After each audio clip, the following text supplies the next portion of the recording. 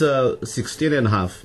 I and my friends in my village, a group of 17 friends, we decided to go to Israel by walk. No shoes, no food, just we believe by God. But our plan was to go from our village to Sudan, from Sudan to come to Egypt, from Egypt to come to the Sinai Desert, from Sinai Desert to come to Beersheba, Jerusalem. We took a guide, Christian, to show us how to walk from our village to Sudan. We paid to him $2. $2, it's a lot of money. And my father, he sold a cow to give me this $2. He paid, and we started to walk day and night. And during our journey, no rest. We saw tigers and lions and snakes. We captured by robbers in the jungle. They just gave us to stand only by our underwear. They gave us our clothes back, no money, nothing, and we continued our journey. We came in the desert between Ethiopia and Sudan. In that place, it was so hard because there is no water. But we continued to walk, and we pray Shema Israel. We came inside Sudan. We walked 780 kilometers in a week. And then when we crossed the Sudanic border, the Sudanese, they shoot and they kill my best friend. And they came, they tie our legs and our hands. They put us in jail. They tortured by them. They said, why do you come here? We said, we are already refugees. We are trying to get food here. We cannot claim we are a Jew. After 91 days, we get our freedom. And they took us by trucks to the big refugee camp in Gedarif.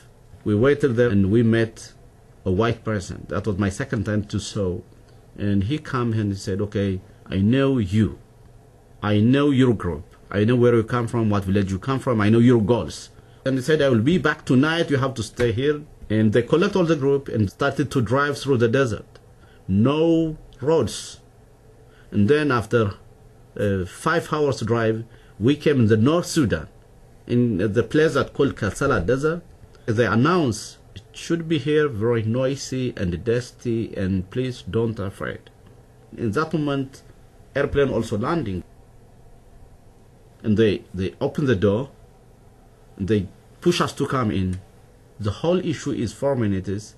They closed the plane, and they said, Havenu Shalom Aleichem.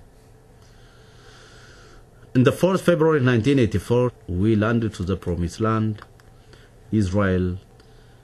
My father, all my 9 brothers and 2 sisters, they didn't know I am alive for 7 years until approaching Shalom.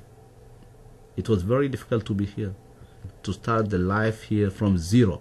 The cultural shock is so strong. 400 years, gap in 4 hours flight.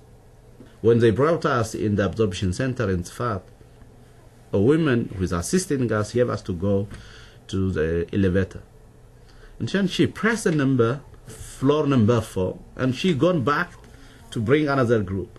We didn't know how to go. The elevator is gone and coming and gone and coming for half hour. When she come back, we are still inside the elevator.